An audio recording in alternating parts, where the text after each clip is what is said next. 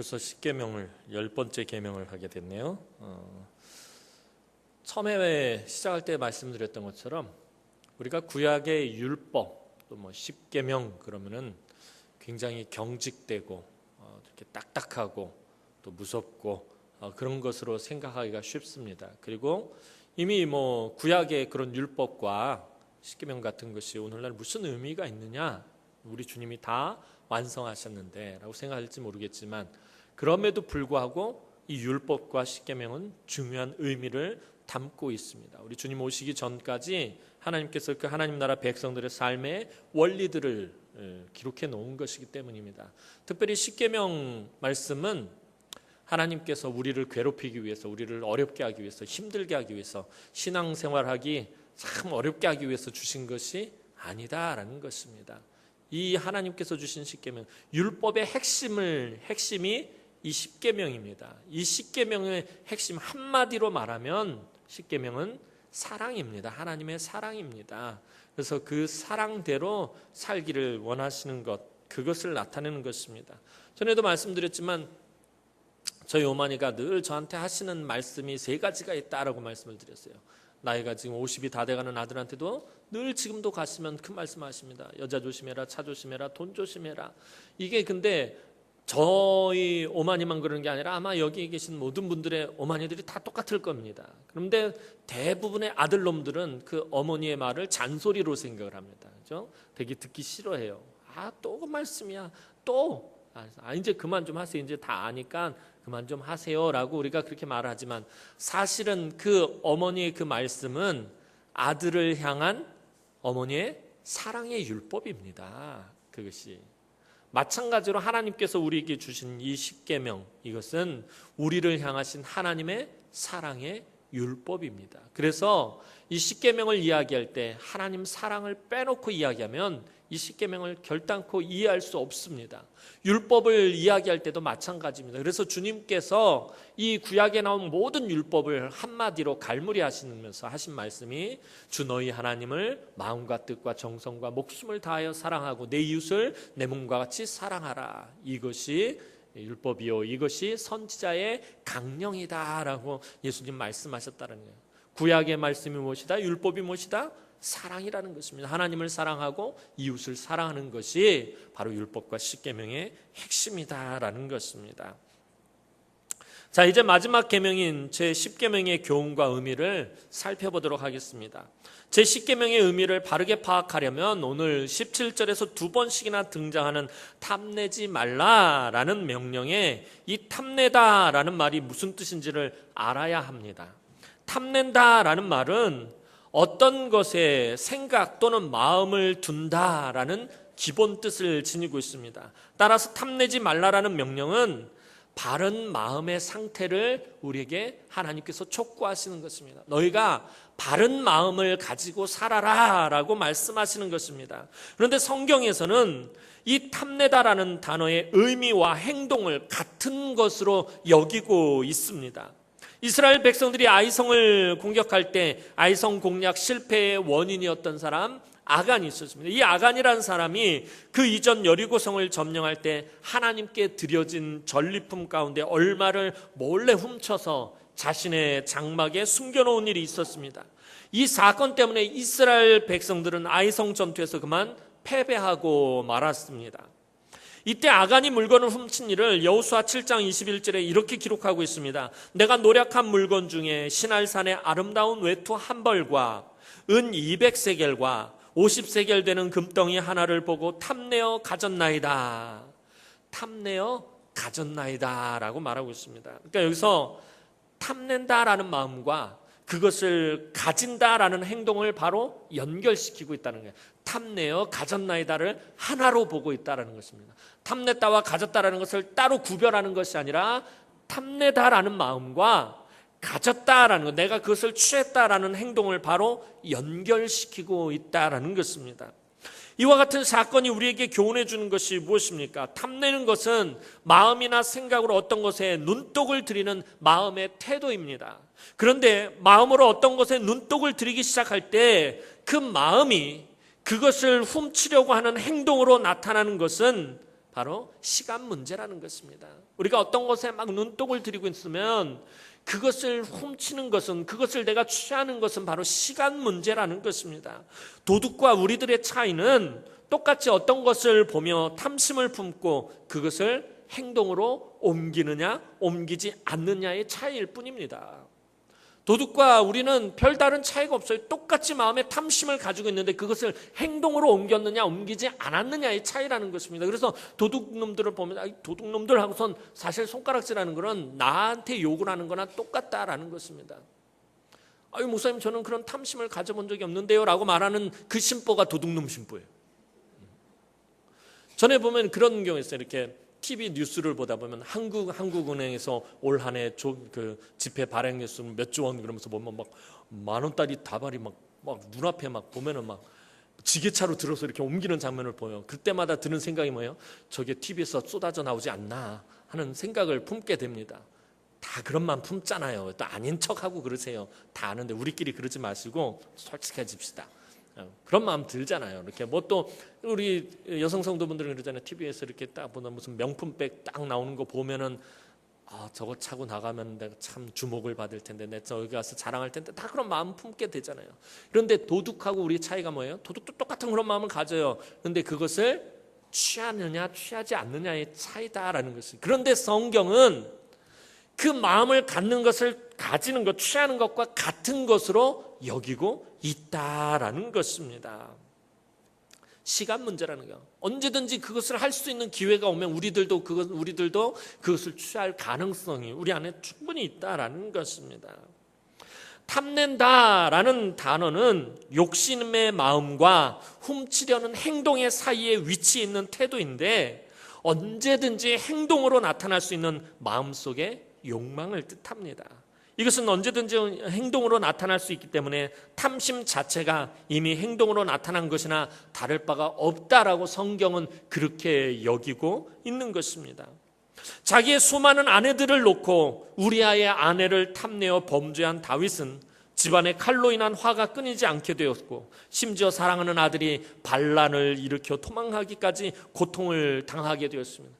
또 지난번에 살펴본 것처럼 아합 왕은 자신의 많은 땅을 놓아두고 나봇의 아름다운 포도원을 탐내어 무고한 나봇을 억울하게 죽이고 집안이 멸망당하는 벌을 받게 되었습니다.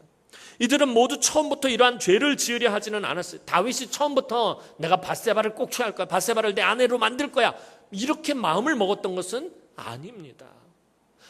이 아합 왕도 처음에 나봇의 그 아름다운 포도원을 보면 내가 저것을 빼앗아서 반드시 가질 거야라는 거 처음부터 그런 마음을 갖지 않았다는 거예요.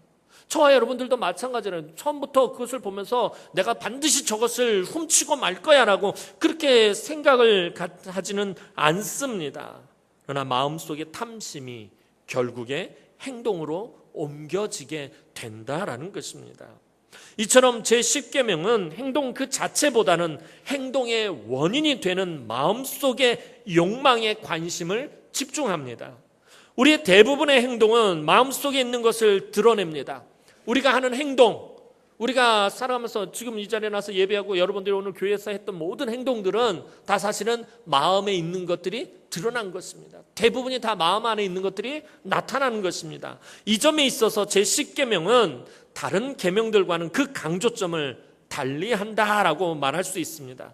예를 들어서 살인하지 말라, 간음하지 말라, 도둑질하지 말라, 내 이웃에 대하여 거짓 증거하지 말라라는 명령들은 우선적으로 모두 다 그 행위 자체에 강조점이 있습니다. 살인하지 말라, 도둑질하지 말라, 거짓 증거하지 말라, 또 간음하지 말라라는 그 행위 자체에 강조점을 두고 있습니다. 그러나 제10계명은 행위보다는 행위 뒤에 숨어있는 마음속의 탐욕에 주목하고 있습니다. 이와 같이 10계명이 이미 행하는 사람의 마음속에 욕망에 주목하고 있다는 사실은 구약 성경도 신약 성경에서처럼 죄의 근원을 은밀히 숨어있는 마음의 차원까지 살펴보고 있음을 알 수 있다라는 것입니다. 예레미야 17장 9절에서 10절 말씀 보면요, 만물보다 거짓되고 심히 부패한 것은 사람의 마음이라. 누가 능히 이를 알리오마는 나 여호와는 심장을 살피며 폐부를 시험하고 라고 예레미야 선지자는 기록하고 있어요. 또 창세기 6장 5절 말씀 보면 여호와께서 사람의 죄악이 세상에 가득함과 그의 마음으로 생각하는 모든 계획이 항상 악할 뿐임을 보시고 라고 기록하고 있습니다.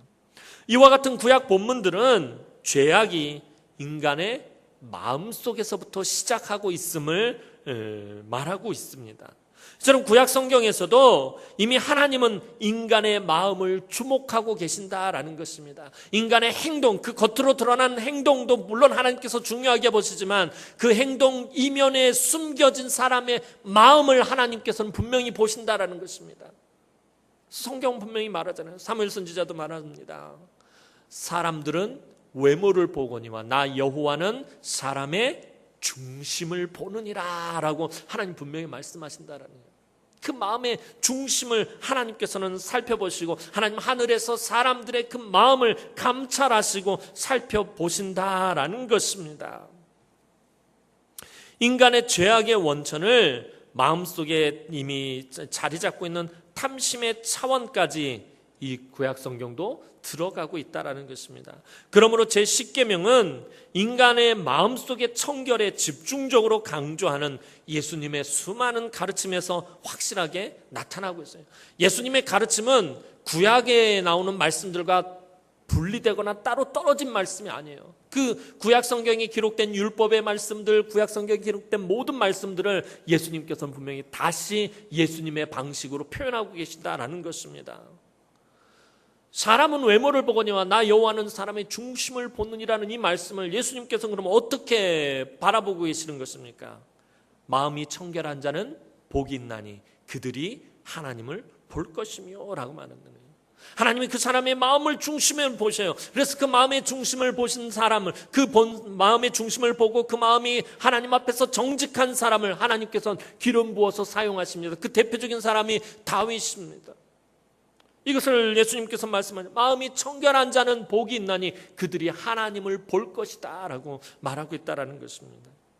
이제 우리가 우리 자신의 마음속에 자리 잡고 있는 이 탐심과 또 그 탐심을 형성시키는 근원적인 이 죄의 힘을 우리가 볼 때 결국에 내리는 결론이 무엇입니까? 그것은 인간은 도대체 선한 존재일 수가 없다라는 것입니다. 저와 여러분들은 선한 존재가 아니다. 나면서부터 이미 저와 여러분들은 죄인들이다라는 것입니다. 어느 정도로 인간이 죄의 힘에 사로잡혀 있는지, 저와 여러분들이 얼마나 이 죄의 세력이 얼마나 강력한지 우리가 너무 그것을 모르고 있을 때가 많아요. 이 죄의 세력이 얼마나 강력한가를 고백하고 있는 사람이 바로 다윗입니다. 다윗은 아주 악랄하고 교활한 방법으로 깜짝같이 우리아를 죽이고 그의 아내 밧세바를 빼앗은 자신의 악행을 생각하면서 자신의 마음이 얼마나 속속들이 죄의 세력에 물들어 있는가를 발견하게 됩니다. 그렇게 하나님과 마음이 합한 사람이었고 하나님께 사랑을 받았던 다윗조차도 다윗이 자기의 마음을 바라봤더니 자기가 그 밧세바를 취하기 위해서 얼마나 악랄한 짓을 했고 얼마나 교활한 짓을 했는지, 자신의 마음이 얼마나 죄의 세력에 붙잡혔는지 그것을 보고서는 눈물을 흘릴 수밖에 없었다는 거예요. 너무 고통스러워할 수밖에 없었습니다. 다윗은 자신의 심성 그 자체가 죄로 물들어 있음을 알게 됩니다. 그리고 다윗은 시편 51편 5절에서 이렇게 고백합니다. 내가 죄악 중에서 출생하였으며 어머니가 죄 중에서 나를 잉태하였나이다. 이 무슨 말입니까? 내가 이미 나면서부터 악한 자였습니다. 내가 나면서부터 이미 나는 죄인이었습니다 라고 하나님 앞에서 고백하는 것입니다. 또한 사도 바울은 로마서 7장 24절에서 이렇게 한탄합니다. 오호라 나는 공고한 자로다. 누가 나를 이 사망의 몸에서 건져내랴. 나는 공고한 자다. 나는 사망 가운데 있는 자다. 나는 멸망받아 마땅한 자다. 누가 나를 이 사망에서 건져내. 이렇게 죄의 세력에 붙잡혀 있는 나를 누가 건져낼 것인가. 늘 말씀으로 자기를 쳐서 복종케 하고 늘 하나님 앞에서 사도 바울조차도 그랬어요. 사도 대사도였던 바울조차도 매일매일 그가 치열한 영적인 싸움을 싸우면서 자신이 그 죄의 세력 앞에서 패할 수밖에 없는 자신의 연약한 모습들을 보면서 오라 나는 공고한 자로다. 누가 나를 이 사망의 몸에서 건져내려 하라고 사도 바울도 탄식할 수밖에 없었다는 거예요. 사도 바울조차도 그런데 저와 여러분들이야 오죽하겠습니까? 자기 자신의 죄악으로 인하여 죽을 수밖에 없는 인간은 결국에 예수 그리스도에 의해서만 사람의 심성 전체를 사로잡고 있는 이 죄악의 세력으로부터 해방될 수 있는 길을 발견할 수 있습니다.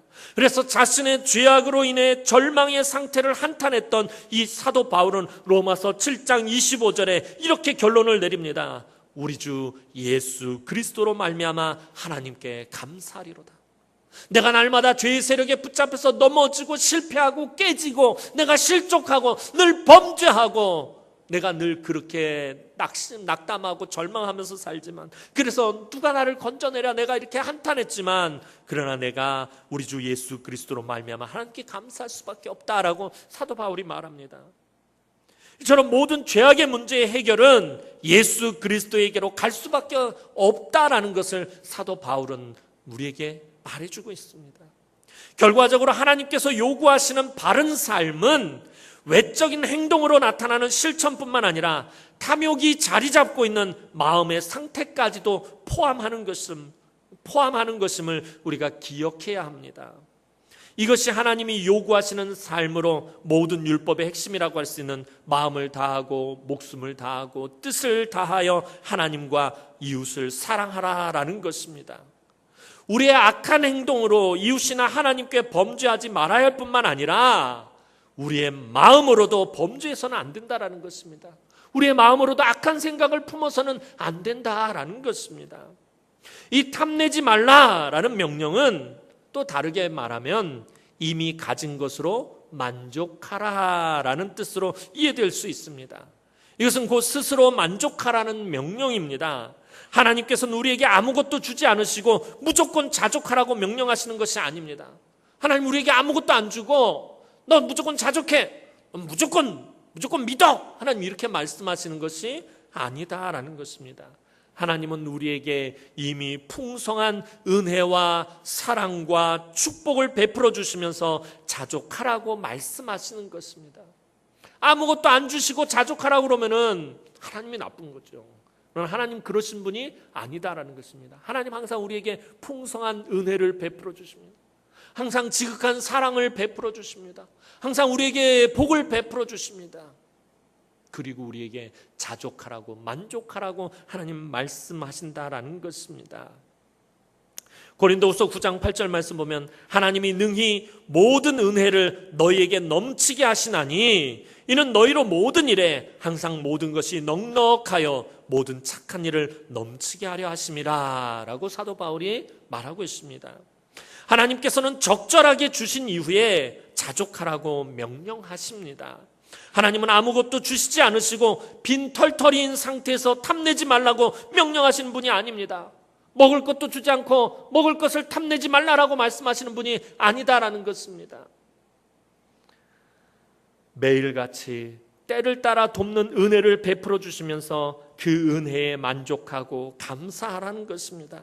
하나님이 나에게 주신 것에 감사하고 만족하면 우리가 마음에 탐심을 품을 필요가 없습니다. 하나님 나에게 주신 것을 만족하지 못하기 때문에, 하나님 나에게 주신 것을 감사하지 못하기 때문에 우리가 탐심을 품게 되는 것입니다. 우리는 내가 가지고 있는 것은 매우 보잘것없는 것으로 여길 때가 많습니다. 그래서 하나님 나에게 주신 것을 자꾸 소홀하게 여기는, 지난번에도 말씀드렸던 것처럼 도둑질하지 말라라는 말씀을 드렸을 때 제가 말씀드렸잖아요. 자꾸 우리가 이런 마음을 갖게 되는 이유가 뭐예요? 비교하기 때문에 그런 거예요.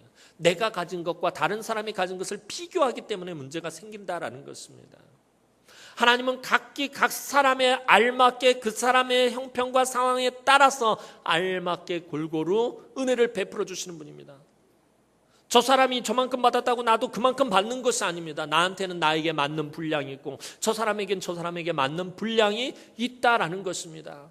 저 사람에게는 저게 필요해서 준 것이고 나에게는 이것이 필요해서 이것을 주신 것입니다. 그런데 그것을 놓고 비교하면서 하나님 공평하지 않다라고 말하면서 그것을 탐내서는 안 된다라는 것입니다. 우리는 무조건적으로 비교하기를 좋아합니다. 내가 가지고 있는 것과 다른 사람이 가지고 있는 것을 무조건 비교한다라는 것입니다. 그래서 조금이라도 부족하고 조금이라도 모자라면 하나님을 원망하고 하나님을 탓하고 불평하고 불만을 품게 된다라는 것입니다. 비교하면 만족함이 없습니다. 비교하면 감사함이 없습니다. 비교하면 탐심만이 우리 안에 넘쳐날 뿐입니다.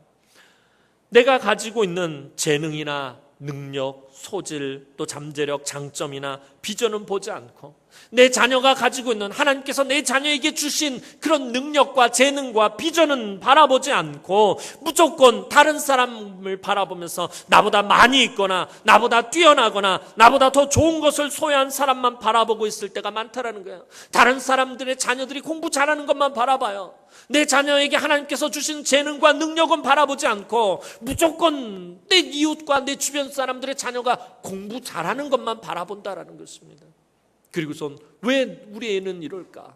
하나님 앞에서는 하나님 왜 우리 애는 이렇게 공부를 못하게 하십니까?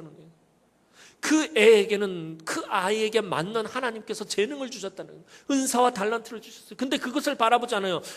오늘 한국 어머니의 최고의 은사는 뭐예요? 자녀들이 받는 거. 공부 잘하는 거예요. 공부 잘하는 거예요. 공부 잘하면 무조건 장땡이라고 생각하는 거예요. 공부 잘해서 좋은 대학에 가면 무조건 그것이 최고라고 생각한다라는 것입니다. 그러니까 늘 그것과 비교하는 것입니다. 그러니 마음이 평안할 리가 없는 것입니다. 하나님은 우리에게 필요한 것을 주신 후에 이미 충분히 받은 그것으로 만족하라는 명령을 주실 뿐입니다. 우리에게 필요하지 않은 것까지 바라보고 요구하는 욕심이 나를 만족하게 못하는 것입니다.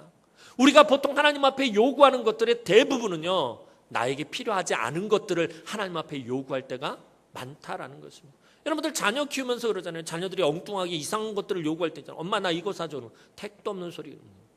왜 안 사주는 거예요? 그게 내 아이에게 필요한 것이 아니기 때문에 안 사주는 것이에요. 그렇잖아요. 자녀가 뜬금없이 잭나이프를 사달라고 해서 그 잭나이프를 사줘야 됩니까? 아니잖아요. 그것이 너에게 필요하지 않다. 그것은 너에게 위험한 것이다. 그래서 너에게 사주지 않겠다는 거예요. 여러분 고등학교 다니는 아들이 아빠 나 고급 세단 한 대 빼줘. 사랑하는 아들이 금쪽 같은 내 새끼니까 고급 세단 한 대 빼줘야 됩니다.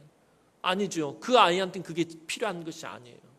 필요하지 않은 것이기 때문에 주지 않는 것입니다. 그러니까 오늘 저와 여러분들이 하나님 앞에 구하는 것들은 사실 내가 내 입장에서 되게 자녀들도 마찬가지예요. 부모에게 뭐 사달라고 말할 때는 그게 그 애들 나름대로는 그게 간절한 거예요. 그게 제일 필요한 거예요. 원하는 것이에요. 그런데 부모 입장에서 보면 뭐예요?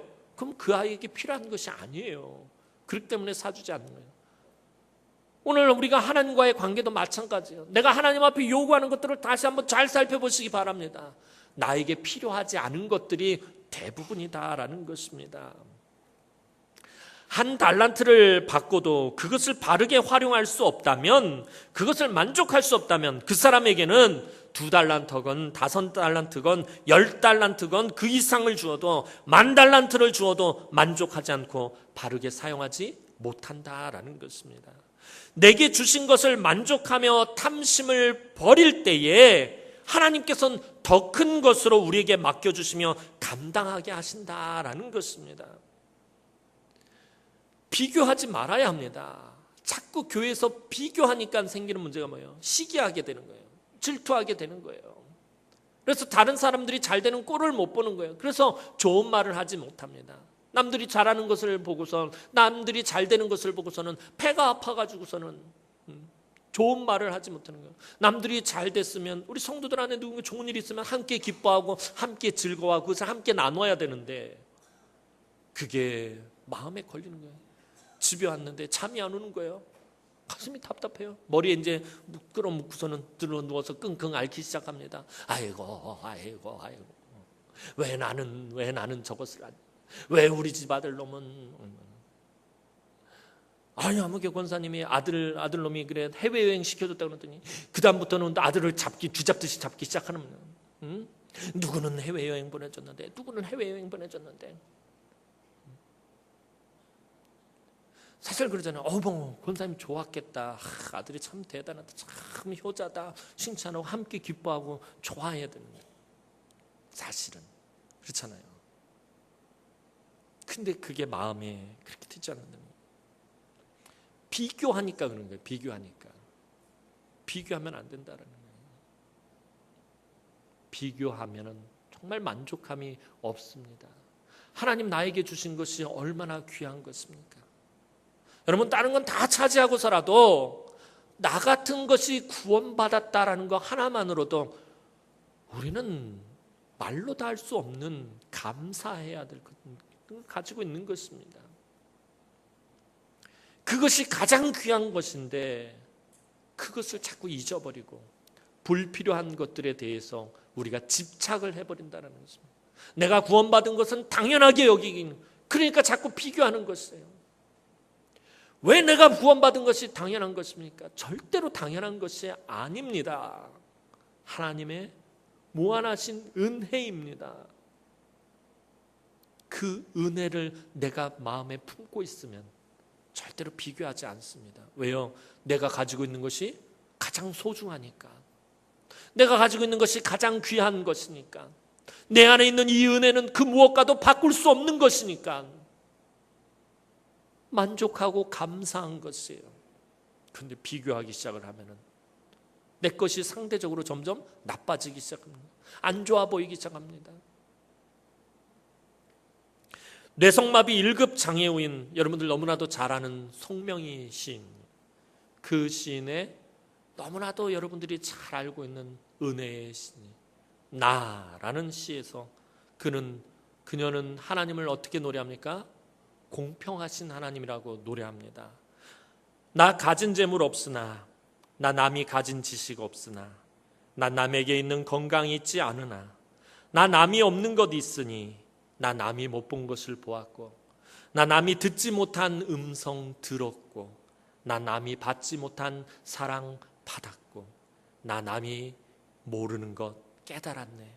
공평하신 하나님이 나 남이 가진 건 나 없지만 공평하신 하나님이 나 남이 없는 것 갖게 하셨네. 얼마나 귀한 은혜의 찬양입니까? 여러분, 세상에서 가장 돈이 많은 사람이 빌 게이츠라고 합니다. 빌 게이츠가 지금까지 기부한 돈이 우리나라 제일 부자인 삼성 이건희 회장이 번 돈보다 더 많다고 그래요.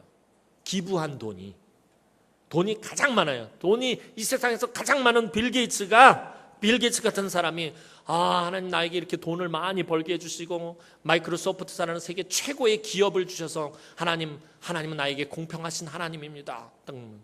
이게 감동이 됩니까? 전혀 감동이 안 돼요. 세상에 돈이 가장 많은 사람이 자기 손에 돈을 잔뜩 쥐고서는 하나님 공평하신 분이십니다 그러면은 그게 무슨 감동이 됩니까? 그냥 속에서 우라가 치밀어 오르죠, 그런 사람 보면은. 그런데 몸 하나도 제대로 가누지 못하는 장애 속에서 정말 힘겹게 살아가는 송명희 씨가 하나님을 공평하다라고 노래했다면 하나님은 정말 공평하신 분이십니다.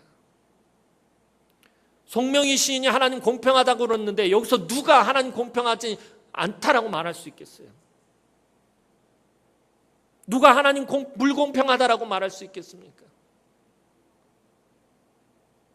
송명희 시인 같은 분이 하나님 공평하다고 하면 하나님은 정말 공평하신 분이십니다. 사도 바울은 다시금 우리에게 교훈합니다. 빌립보서 4장 12절에서 13절 말씀 보면 나는 비천에 처할 줄도 알고 풍부에 처할 줄도 알아 모든 일 곧 배부름과 배고픔과 풍부와 궁핍에도 처할 줄 아는 일체의 비결을 배웠노라.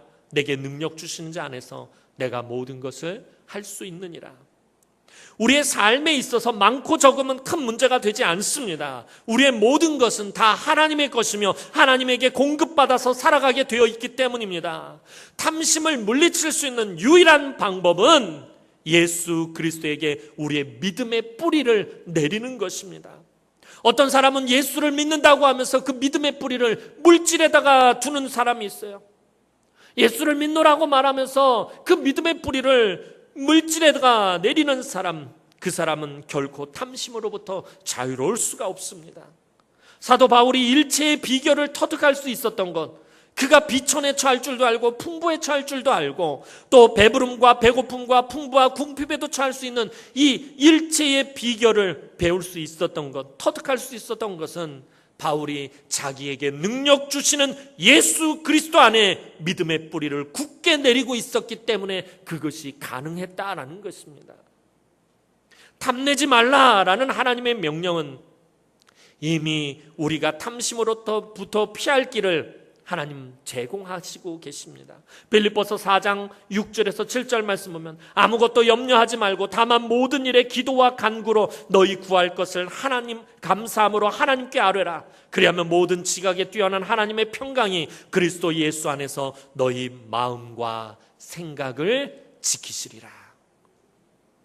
사도 바울은 우리가 온전히 바르게 살 수 있는 길은 하나님의 도우심과 하나님의 은혜밖에 없다라고 강조하고 있습니다. 우리가 기도와 감사함으로 하나님을 의지할 때 하나님께서 우리의 마음과 우리의 생각을 지켜주신다라고 사도 바울은 분명히 말하고 있습니다. 사랑하는 성도 여러분, 제10계명은 지금까지 다룬 계명들을 완결하면서 이 모든 계명들을 바르게 수행하기 위해서는 외적인 행동만이 아니라 마음을 살펴야 한다라는 중요한 진리를 보여줍니다. 사실 1계명과 맨 처음에 했을 때 1계명 아마 다 잊어버리셨을 거예요. 나 이외에 다른 신을 섬기지 말라라는 1계명과 이 10계명은 사실 같은 계명입니다. 나 이외에 다른 신을 섬기지 말라라는 그 계명이 어떤 의미라고 그랬어요? 하나님께서 나는 너희한테만 사랑하고 싶어. 너희와 나 사이에 다른 것이 있지 않았으면 좋겠어. 너희가 나만 바라봤으면 좋겠어. 너희가 나만 의지했으면 좋겠어. 너희가 나만 사랑했으면 좋겠어. 다른 것을 탐내지 않았으면 좋겠어 라고 하나님께서 말씀하시는 것이 1계명입니다. 하나님도 아주 리얼하게 표현하면 하나님 외에 다른 것을 탐내지 말라라는 거예요. 누구만을 탐하라는 거예요? 하나님께서 하나님만을 탐하라는 것입니다. 그것이 1계명이에요. 10계명은 10번째 계명은 그것의 연장선상에 있는 것입니다. 인간의 마음속에 자리 잡은 탐심 때문에 남의 재산과 아내를 탐내다가 간음을 범하고 도적질을 하게 되고 급기야는 남을 속이고 심지어는 살인까지 하게 되는 것입니다.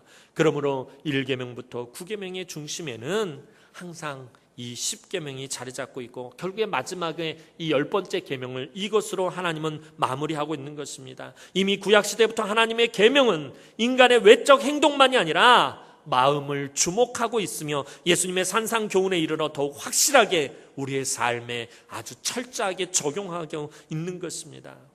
10계명의 핵심은 사랑이라고 말씀드렸습니다. 사랑이 없이는 모든 것이 아무 소용이 없음을 성경은 우리에게 늘 교훈합니다.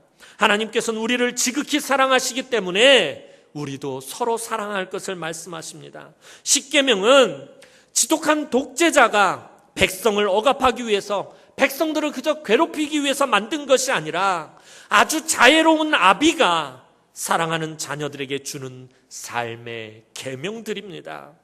율법은 힘들고 어려운 법적 조항들이 아니라 우리가 하나님을 사랑하고 서로를 사랑할 것을 여러 부분으로 아주 세세하게 나누어서 기록해 놓은 것입니다. 이웃을 사랑하는 것이 바로 모든 계명을 지키는 것과 같은 것이라고 우리 주님은 말씀하셨습니다. 그래서 예수님께서는 요한복음 13장 34절에 말씀하십니다. 새 계명을 너희에게 주노니 서로 사랑하라. 내가 너희를 사랑한 것 같이 너희도 서로 사랑하라. 사실 하나님께서 우리에게 주신 율법은 죄인된 우리 인간들이 지키기에는 너무나도 힘들고 어려운 일이었습니다. 그래서 하나님 어떻게 하십니까?